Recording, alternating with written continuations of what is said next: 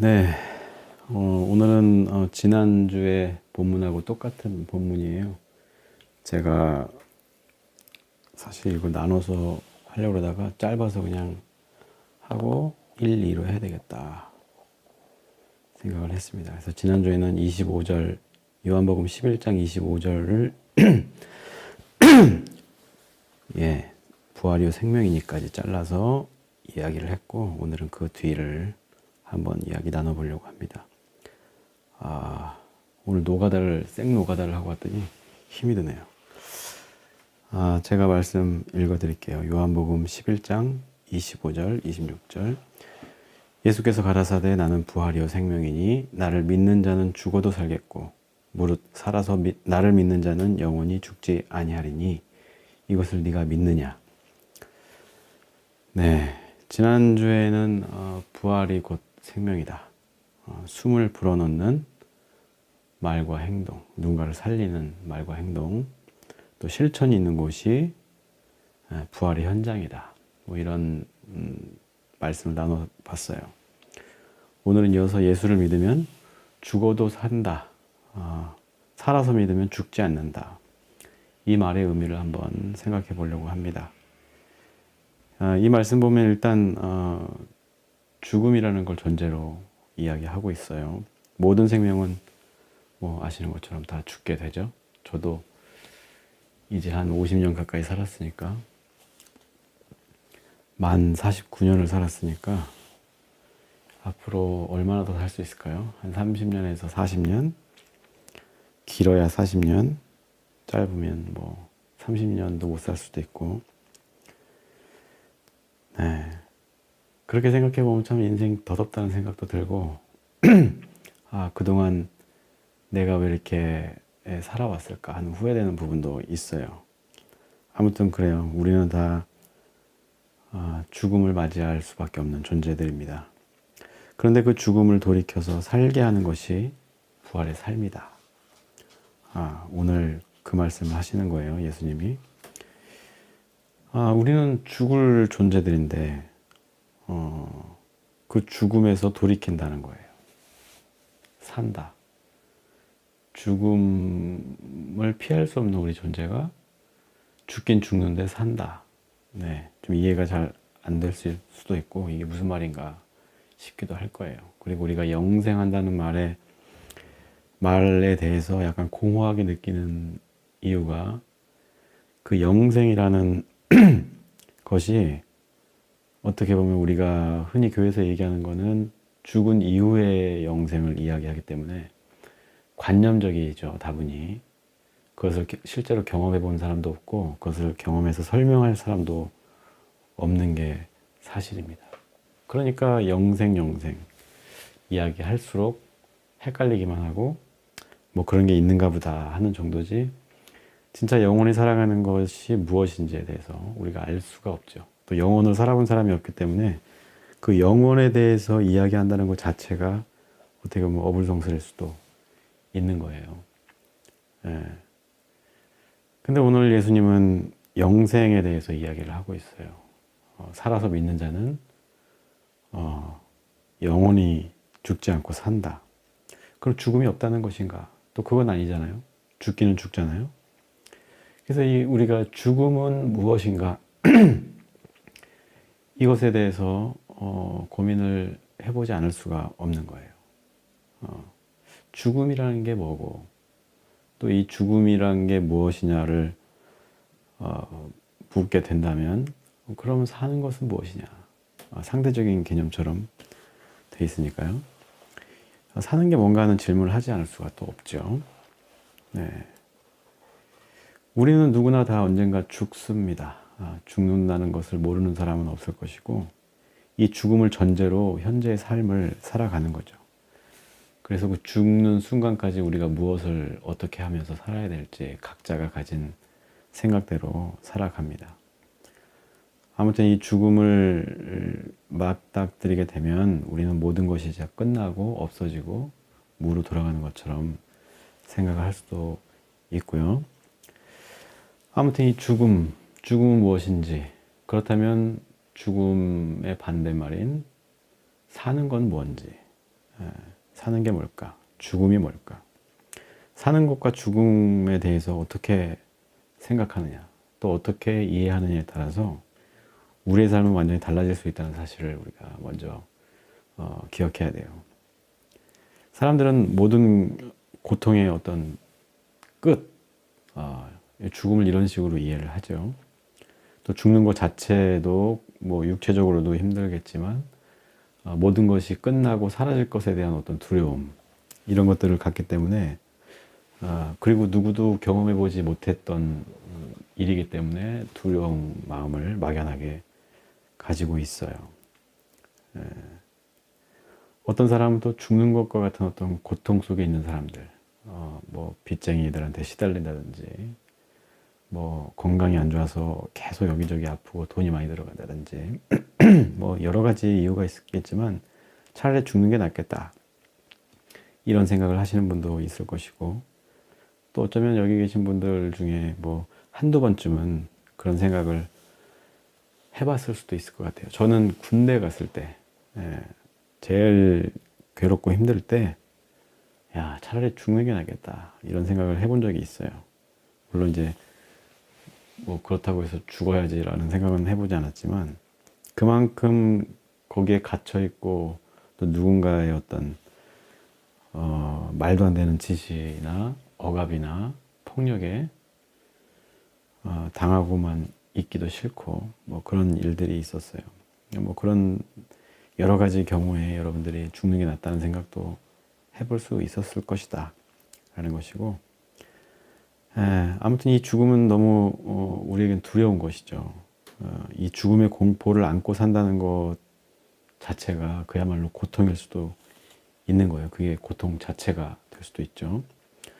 대부분 죽을 걸 알면서도 이 죽음에 대해서 생각을 잊어버리고 그냥 천년만년 살 것처럼, 지금 윤석열 정부처럼, 한동훈이처럼 지금 총선 이후에 어떻게 될지, 지팔자가 어떻게 변할지에 대해서 생각지 않고 뭐 말도 안 되는 소리들을 막 짓거리고 다니는 거 보면 저 사람이 정말 천년만년 살 것 같은 그런 마음으로 사는가 보다, 이런 생각을 해봅니다.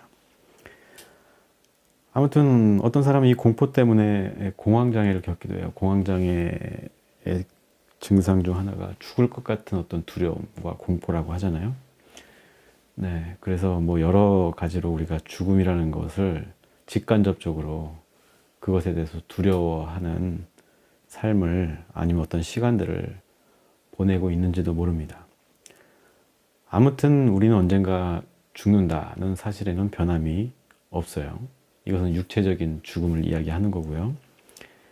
어찌 보면 가까이 있는 것이기도 하고, 또 어떻게 보면 멀리 있는 아주 훗날의 이야기일 수도 있겠죠. 저 자신의 이렇게 개인의 입장에서 보면 살고 죽는 것이 가장 큰 일이기도 하고, 또 이 죽음이라고 하는 어떤 한계를 이겨내기 위해서 또 내가 살아가는 동안 어떻게 살아야 될지 고민도 하고, 또 이것저것 애를 씁니다. 또 육체적인 어떤 죽음도 기왕이면 좀 건강하게 살다가 죽을 수 있도록 운동도 하고, 어저께도 막 1시간 정도 걸었거든요, 밤에. 땀 흘리면서. 네. 좋은 것도 먹고, 약도 잘 챙겨 먹고, 저기 비타민 같은 거. 네. 조금이라도 더 살고 더 건강하게 지내려고 노력하는 것이죠. 그래도 우리는 죽는다. 예. 언젠가는 죽는다. 이 사실에는 또 변함이 없습니다. 그런데 예수님께서 이상한 말씀을 하시는 거예요. 예수를 믿으면 죽어도 살 수 있다. 네, 다시 산다는 얘기고,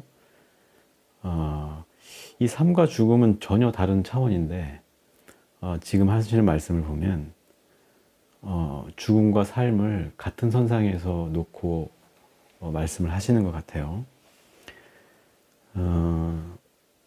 아무튼 죽어도 산다. 멋진 말 같기도 하고, 그냥 그런가 보다 하고, 그냥 아무 생각 없이 아멘 하고 이렇게 지나가는 경우도 많을 거예요. 이 죽어도 산다는 것의 의미가 뭘까요? 또 무릇 살아서 믿는 자는 영원히 죽지 않는다. 네, 다시 이런 물음을 스스로에게 던지게 돼요. 저는 사는 게 뭔가, 죽는 게 뭔가. 여러분들 어떻게 생각하시는지 모르겠지만 아무튼 우리가 한 번쯤은 살고 죽는 것에 대한 고민을 해봐야 합니다. 네, 뭐 그 이유에 대해서는 또 쭉 설명을 해드리겠지만 우리는 생물학적으로 볼 때 분명히 죽어요. 지금 이제 죽는다는 얘기를 너무 많이 해서 좀 재수없게 들으실 수도 있겠지만 분명히 죽고 또 살아있어도 죽고 죽어도 또 죽는 것이죠. 우리 몸은 제가 예수님 말씀에 토를 다는 건 아니고 그게 현실이고 당연한 순리잖아요. 우리가 죽는다는 거. 그런데 왜 죽음과 삶의 이 경계를 무너뜨리는 듯한 그런 말씀을 예수님께서 하셨을까? 우리가 생각하는 삶과 죽음, 또 예수님이 생각하는 삶과 죽음에는 어떤 차이가 존재하는 것 같다. 이런 생각이 들어요. 예, 그래서 좀 헷갈리기도 하고. 아무튼 예수님은 이 말씀을 통해서 삶과 죽음에 대해서 우리가 가지고 있는 기존의 상식을 깨트리고 새로운 삶과 죽음에 대한 정의를 내리고 있는 거예요. 죽으면 끝이 아니고 또 이 죽음이라는 게 어떤 고통의 상징도 아니라는 것이죠. 네. 뭐 허무하게 뭐 의미 없이 무로 돌아가는 이런 그냥 존재했던 것이 존재하지 않는 것이 되는 완전히 소멸되는 이런 것이 아니라 우리의 삶은 삶대로 의미가 있고 그 삶의 끝에서 맞이하는 그 죽음도 의미가 있고 그 죽음을 통해서 우리가 이제 모든 것을 다 끝내고 무로 돌아가는 것이 아니라 그 죽음을 통해서 다시 한번 생명력을 가지게 되는 네, 어려운 말이죠. 그래서 죽으면 부활하고 생명력을 가지는 그래서 누군가에게 선한 영향력을 계속 끼치게 되는 그래서 죽음과 삶의 경계를 무너뜨리고 네, 우리가 생각했던 삶과 죽음에 대해서 새롭게 정의를 내리고 있는 거예요. 단순히 죽은 뒤에 천국이나 지옥을 간다 뭐 이런 논리가 아니에요. 그거는 이제 부수적으로 하시는 말씀이지만 단순히 죽었기 때문에 몸은 죽고 이제 천국 가서 영생한다 이 차원으로 말하는 건 아니라는 거예요. 죽음도 우리 삶의 한 부분이고 그 죽음까지도 우리 인생의 소중한 한 부분이라고 하는 겁니다. 지난주에 말씀드렸던 건 이제 살리는 곳, 누군가를 살려주고 세워주는 곳, 숨을 불어넣는 곳이 부활의 현장이다. 내가 누군가의 어려움을 외면하지 않고 도와주는 그 순간, 그 현장이 예수님이 부활한 현장과 같은 선상에서의 시간 차이는 있지만 그 시간의 경계를 무너뜨리고 우리가 그렇게 사랑하고 봉사하고 애쓰는 그 순간이 2000년 전에 그 예수님이 부활했던 바로 그 역사적인 장소이자 시간이 된다 하는 거예요. 그 말씀을 지난주에 드렸고 이런 것들은 우리가 제가 카이로스와 크로노스 시간의 개념에 대해서 말씀 한번 드렸었죠. 크로노스의 시간은 우리가 일반적으로 알고 있는 이런 몇 월 며칠 몇 시지만 카이로스의 시간은 우리가 생각하는 그런 시간 개념이 아니라 제가 좀 전에 말씀드렸던 것처럼 시간의 차원을 넘어선 시간을 이야기하는 거예요. 여기서 부활의 그런 역사가 일어나고 있다고 하면 지금은 크로노스의 시간으로 보면 2024년 4월 6일이지만 카이로스의 시간으로 보면 2000년 전에 예수님이 못 박혀 죽으셨다가 부활하신 그 현장이 되는 것이죠. 그래서 그 부활의 사건은 일회적인 사건으로 끝나는 것이 아니라 오늘날에도 이 시간, 이 장소에서도 여전히 벌어지고 있는 과거와 현재가 이어져 있는 것이죠. 네, 그래서 이어져 있기 때문에 우리는 지금 예수님을 눈으로 보고 있지는 못하지만 그러한 은혜로운 일상들을 통해서 우리가 예수님의 은혜를 경험하게 되는 거예요. 이거 간접 경험도 아니고 직접적인 경험이 되는 거예요. 단지 예수님을 눈으로 보지 못했다는 것밖에 차이가 없는 것이죠. 먼저 우리가 이런 시간적인 개념을 좀 이해할 필요가 있어요. 이 시간, 카이로스의 시간 안에서의 삶과 죽음은 이 크로노스의 시간 속에서의 삶과 죽음과는 다르다. 이 차이를 우리가 먼저 기억해야 한다는 것이죠. 아무튼 예수님은 죽음을 향해 달려가시면서도 끝까지 모든 것이 끝난 거라 하지 않고 끝까지 살리는 일에 매진을 하셨어요. 십자가에 매달려 있는 순간에도 그 옆에 있는 강도와 또 누가 있었죠? 한 사람은 예수님을 저주하고 벌을 받았지만 한 사람은 회개하고 구원을 받았잖아요. 네.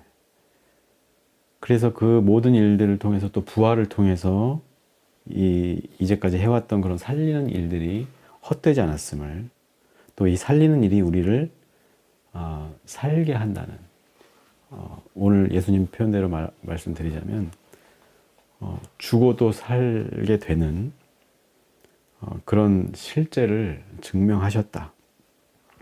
이렇게 말씀드릴 수가 있는 거예요. 또 한 번 말씀드립니다. 우리는 언젠가는 죽습니다. 불의의 사고로 죽을 수도 있고요. 또 질병이나 또 수십 년 후에는 노안으로 죽을 수도 있어요. 근데 그 죽음에 대해서 모든 것의 끝이라고 믿고 다 없어지고 살아온 인생을 부질없는 것으로만 치부한다고 한다면 지금 생명이 붙어있는 이 현재를 우리가 잘못 살아가게 된다는 거예요. 네. 아까 말씀드렸던 것처럼 크로노스의 시간대로 그런 개념으로 우리가 삶과 죽음을 바라보면 시작이 있고 그냥 끝이 있고 존재했다가 존재하지 않는 아주 단순한 논리로 우리의 인생을 설명할 수 있겠지만 이 카이로스의 개념에서 보면 우리가 죽어도 죽은 것이 아니고 어떻게 보면 어떤 사람들은 살아도 사는 게 아닌 경우가 있다는 거예요. 그래서 우리가 크로노스적인 시각으로 살아가다 보면 결국에는 지금 내가 누군가를 살리는 일에 매진하는 것이 아니라 자기 욕심을 채우고 본능적인 욕구대로 살아갈 수밖에 없고 또 그것은 누군가를 상하게 하고 아프게 하는 것이죠. 그렇게 살아가는 대표적인 인물이 바로 제가 요즘 여러 번 얘기하고 있는 그 윤 씨와 한 씨. 네, 그렇습니다.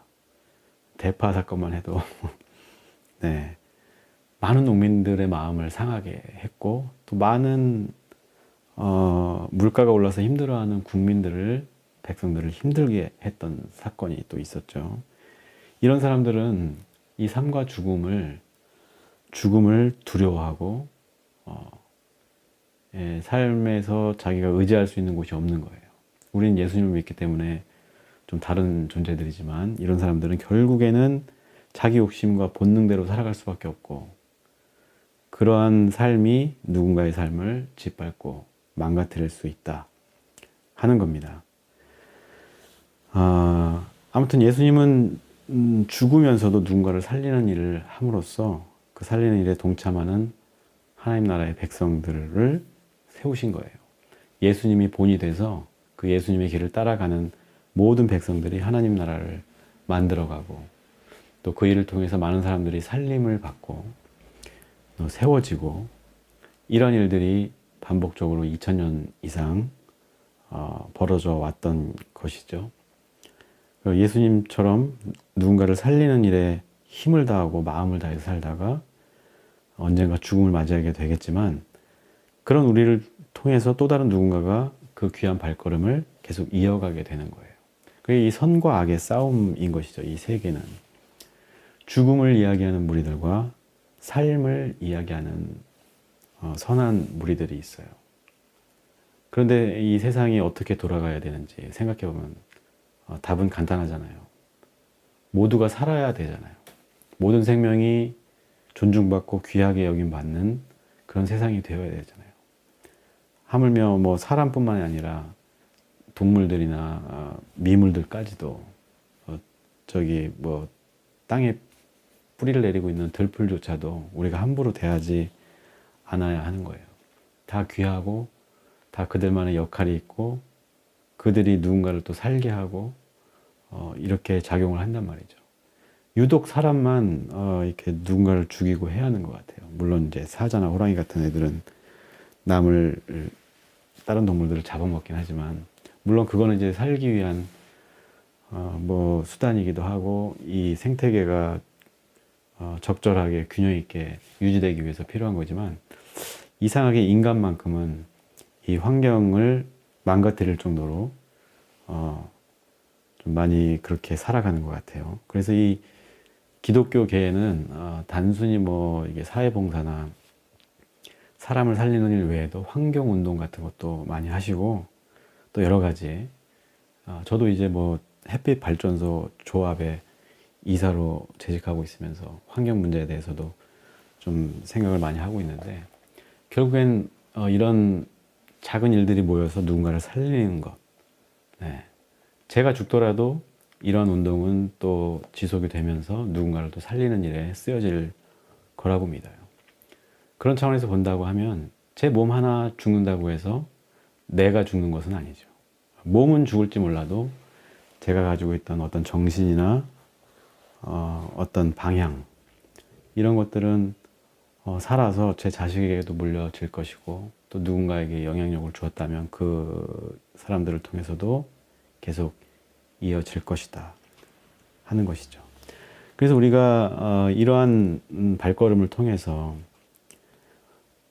살아갈 때 비록 우리 몸은 쇠해지고 죽을 수밖에 없지만 우리가 더 큰 믿음을 가지고 살리는 일에 우리가 시선을 두고 또 그런 것들을 예수님처럼 이렇게 살아가면서 누군가를 살리고 세워주는 일에 매진하는 것이 영원히 살 수 있는 유일한 길이라는 것을 안다고 한다면 우리가 그 죽음을 두려워하는 누군가처럼 자기 욕심만 챙기고 본능적인 어떤 욕구대로만 살아가면서 폐를 끼치는 삶은 적어도 살지 않을 것이고 또 그렇게 아름다운 발걸음을 예수님의 길을 따라가는 사람들은 어떤 환경 속에서도 진짜 만족과 평안을 누릴 수 있다는 거예요.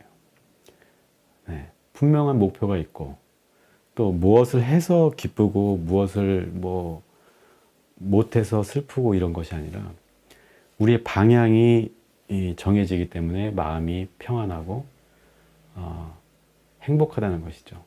어떤 일을 하든 간에 그 일은 부수적인 것이고 우리가 살아가면서 그 일을 통해서든 아니면 어떤 일상적인 생활을 통해서도 하나님 나라의 백성으로서 믿음을 가지면 죽어도 다시 살겠다는 믿음, 내 몸 하나는 죽을지 몰라도 예수님을 믿는 내 믿음과 그 정신은 또 누군가에게 전해져서 이것이 사회의 악을 뿌리 뽑는 선을 더 확장시키는 일에 쓰여지면서 그 정신만큼은 우리 영혼만큼은 영원히 살고 영원히 존재한다 하는 겁니다.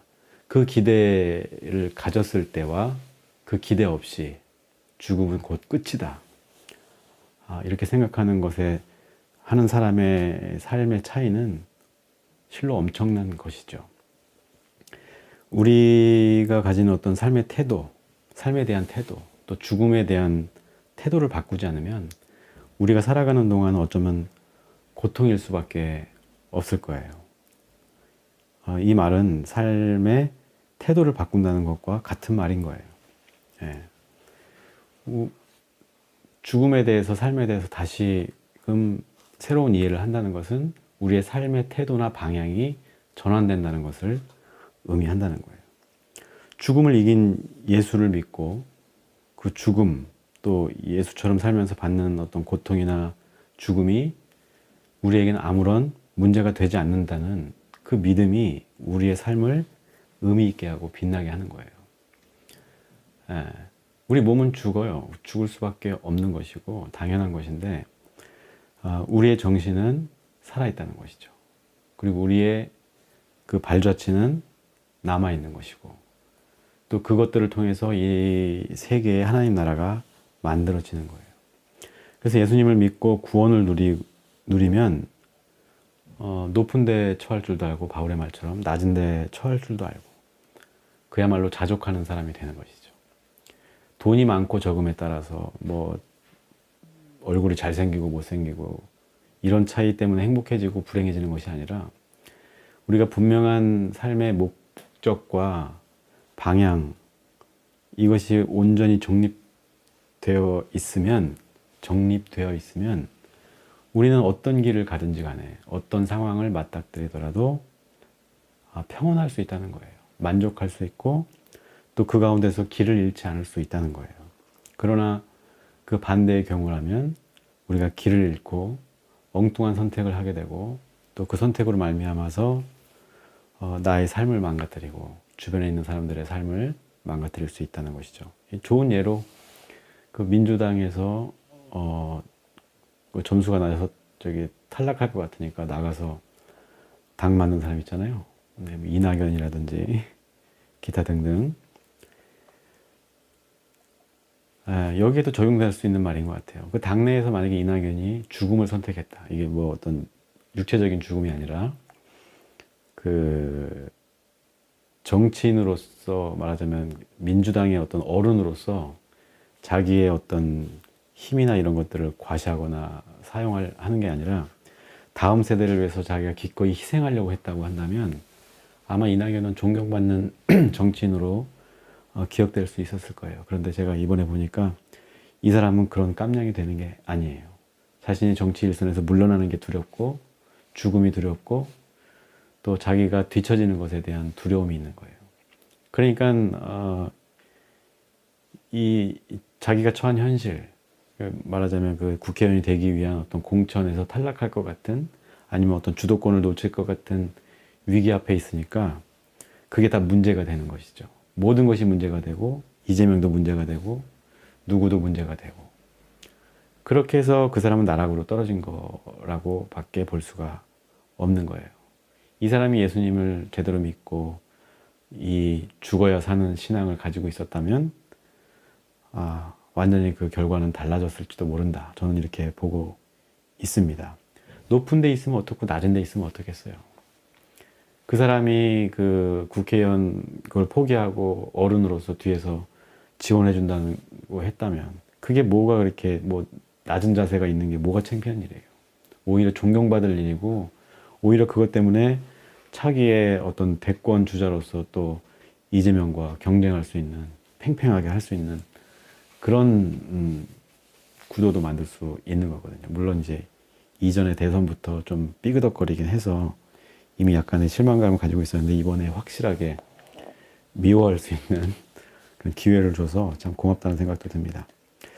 아무튼 죽음이 뭐냐라고 묻는다면 우리의 삶이 무엇이냐 이거를 우리가 말하는 거예요. 우리의 삶이 무엇이냐에 따라서 그 죽음의 의미는 완전하게 달라지는 것이다. 이렇게 말씀드릴 수가 있어요.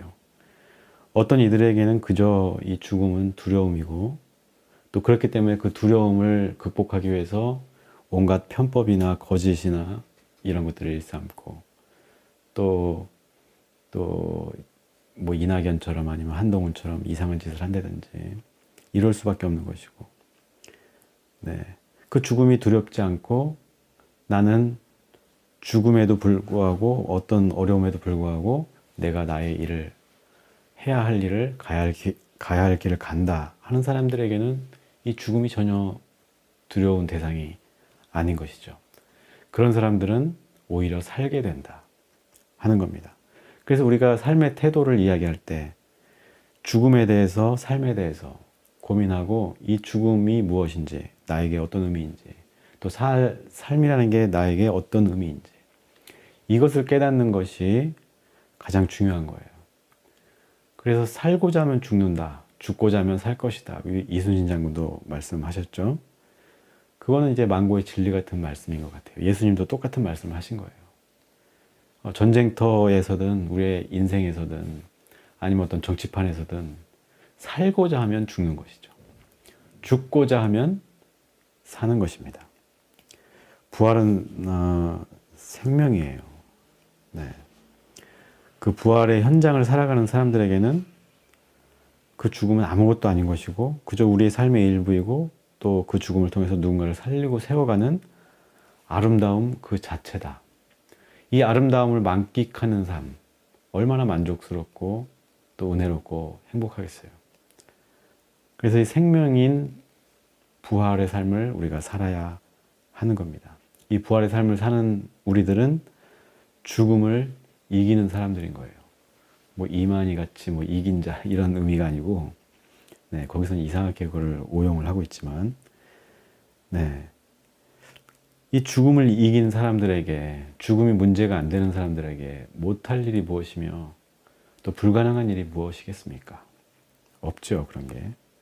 고난도, 질병도, 고통도 이런 믿음을 가진 사람들에게는 아무것도 아니다 하는 겁니다. 물론 잠시 잠깐 삐걱거릴 수도 있고 움찔할 수도 있고 넘어질 뻔할 수도 있겠지만, 또 넘어질 수도 있겠지만, 이 믿음이 있는 한 우린 다시 일어설 수 있고 앞으로 나아갈 수 있다는 거예요. 그게 부활의 삶이고 영생을 살아가는 사람들인 거예요. 예수님은 부활이요 생명이니 그 예수를 믿으면 죽어도 살고, 살아서 믿는 자는 영원히 죽음과는 관계가 없다. 오늘 여러분들 이 말씀을 기억하시기 바랍니다. 물론 우리 육체적인 죽음을 맞이할지 몰라도 우리가 올바른 삶의 목적과 방향을 찾는다고 한다면 그 삶 자체로 이미 여러분들은 승리한 것이고, 그 삶 때문에 행복해질 것이고 만족을 누리게 된다 하는 것을 꼭 기억하시길 바라면서 오늘 말씀 마치도록 하겠습니다. 기도하겠습니다.